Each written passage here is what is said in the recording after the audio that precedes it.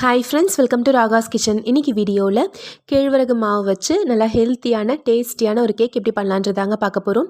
ரொம்ப சுலபமாக செஞ்சிடலாங்க, ரொம்ப டேஸ்டியாக இருக்கும்.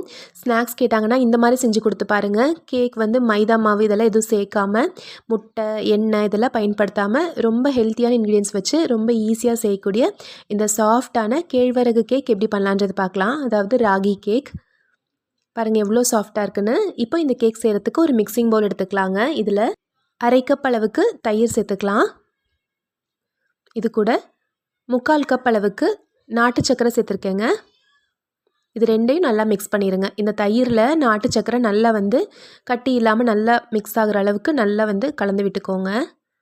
நீங்கள் நாட்டு சக்கரைக்கு பதிலாக ப்ரௌன் சுகர் கிடைக்கிது இல்லைங்களா, அது கூட பயன்படுத்தலாம். பாருங்கள் இந்த அளவுக்கு நல்லா வந்து கலந்து விட்டுருங்க. இந்த அளவுக்கு கலந்ததும் இதில் 1 கப் அளவுக்கு கேழ்வரகு மாவு, அதாவது ராகி மாவு போட்டுக்கலாம். நம்ம கடையில் வாங்குகிற மாவோ அல்லது வீட்டில் அரைச்ச மாவாக இருந்தால் கூட பயன்படுத்திக்கலாம். இதில் 1 கப் அளவுக்கு மாவு போட்டிருக்கேன். இதை சலிச்சு விட்டு இதில் சேர்த்துடலாம். இது கூடவே 2 டேபிள் ஸ்பூன் அளவுக்கு கோதுமை மாவு போட்டுக்கலாம். கேழ்வரகு மாவில் வந்து அந்த ஹோல்டு பண்ணுற தன்மை வந்து கொஞ்சம் குறைவாக இருக்கும். நம்ம கோதுமை மாவு 2 டேபிள் ஸ்பூன் சேர்க்கும்போது நல்லா டேஸ்ட் கொடுக்கும். இது கூடவே 2 டேபிள் ஸ்பூன் அளவுக்கு கொக்கோ பவுடர் சேர்த்துக்கலாம். கொக்கோ பவுடர் இல்லாதவங்க இதை வந்து ஸ்கிப் பண்ணிக்கலாங்க. ஜஸ்ட் ஒரு சாக்லேட் ஃப்ளேவருக்காக நம்ம இதை சேர்த்துருக்கோம் 2 டேபிள் ஸ்பூன் அளவுக்கு.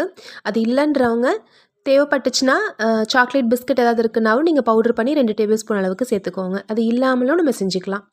இப்போ இது எல்லாத்தையும் நல்லா கலந்துட்டு இதில் அரை கப் அளவுக்கு காய்ச்சி ஆற வச்ச பாலை சேர்த்துடலாம். கொஞ்சம் கொஞ்சமாக பால் சேர்த்து கலந்து விட்டுக்கோங்க. ரொம்ப தண்ணியாகவும் மாவு இருக்கக்கூடாது, ரொம்ப திக்காகவும் இருக்கக்கூடாது. இப்போ பாருங்கள், நான் கொஞ்சம் கொஞ்சமாக பால் சேர்த்துக்கிறேன். காய்ச்சி ஆற வச்ச பால் வந்து சரியாக அரை கப் அளவுக்கு நான் சேர்த்துருக்கேன். இதை சேர்த்துட்டு நல்லா இந்த மாதிரி கலந்து விட்டுருங்க. ரொம்ப அடித்து மிக்ஸ் பண்ணாமல் ஈவனாக இந்த மாதிரி மிக்ஸ் பண்ணி விட்டுக்கோங்க. கட்டி எதுவும் இல்லாத மாதிரி கலந்து விட்டுருங்க. நல்லா இந்த மாதிரி கலந்து விட்டுட்டு இதில் கடைசியாக பேக்கிங் பவுடர், பேக்கிங் சோடா, நெய் ஒரு 2 டேபிள் ஸ்பூன் அளவுக்கு நம்ம சேர்க்க போகிறோம். 1/4 டீஸ்பூன் அளவுக்கு ஆப்ப சோடா, அதாவது பேக்கிங் சோடா போட்டுக்கலாம். அரை டீஸ்பூன் அளவுக்கு பேக்கிங் பவுடர் போட்டுக்கலாம். சப்போஸ் உங்ககிட்ட பேக்கிங் பவுடர்லாம் இல்லை, வெறும் ஆப்ப சோடா மட்டும்தான் இருக்குது அப்படின்னா நீங்கள் அரை டீஸ்பூன் அளவுக்கு ஆப்ப சோடா சேர்த்துருங்க. அதுவே கரெக்டாக இருக்கும்.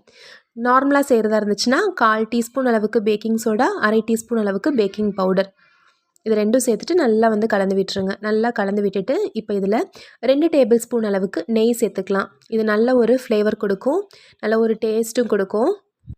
நம்ம இந்த கேக்குக்கு வந்து எண்ணெய் எதுவும் சேர்க்கல இல்லைங்களா, அதனால் அதோட டெக்ஸ்சரை வந்து கொடுக்கறதுக்கு ஒரு 2 டேபிள் ஸ்பூன் அளவுக்கு மட்டும் நம்ம நெய் சேர்த்துக்கலாம். நெய்யோ அல்லது வெண்ணெயோ நீங்கள் வந்து பயன்படுத்திக்கலாம். நெய் சேர்த்துட்டு நல்லா வந்து ஒரு தடவை கலந்து விட்டுருங்க. அவ்வளோதாங்க, கேக் ரெடி பண்ணுறதுக்கான மாவு வந்து ரெடி ஆயிருச்சு.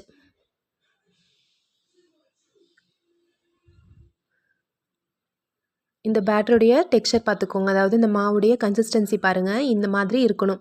ரொம்ப தண்ணியாக இருக்கக்கூடாது, இந்த அளவுக்கு திக்காக இருக்கணும். இப்படி செஞ்சால் கரெக்டாக இருக்கும். இப்போ கேக் செய்கிறதுக்கு ஒரு பேன் எடுத்துக்கலாம். உங்ககிட்ட இந்த மாதிரி பேன் இல்லை அப்படின்னா நீங்கள் இதுக்கு பதிலாக டிஃபன் பாக்ஸ் அடிப்பக்கம் வந்து தட்டையாக இருக்க மாதிரி, ஃப்ளாட்டாக இருக்க மாதிரி ஏதாவது ஒரு பாத்திரம் கூட எடுத்துக்கலாம். இதில் கொஞ்சமாக வந்து நெய் அப்ளை பண்ணி எல்லா பக்கமே வந்து படுற மாதிரி இப்படி தூவி விட்டுக்கோங்க. நல்லா வந்து தடவி விட்டுக்கோங்க.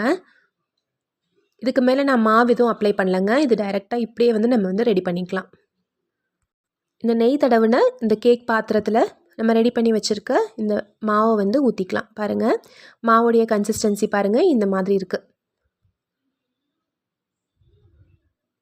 நம்ம கோகோ பவுடர் 2 டேபிள் ஸ்பூன் சேர்க்குறனால நல்ல ஒரு சாக்லேட் ஃப்ளேவர் கிடைக்கும். எல்லாருமே கொஞ்சம் விரும்பி சாப்பிடுவாங்க. நீங்கள் குழந்தைங்களுக்குலாம் செஞ்சு கொடுக்குறதா இருந்துச்சுன்னா கோகோ பவுடர் போட்டே செஞ்சு கொடுங்க. இப்போ பாருங்கள், இந்த மாதிரி நல்லா வந்து தட்டி விட்டுக்கோங்க. இப்படி ஃப்ளாட்டாக நல்லா வந்து தட்டி விட்டுட்டு இதில் கடைசியாக மேலே வந்து கொஞ்சமாக நட்ஸ் வந்து தூவி விட்டுக்கலாம்.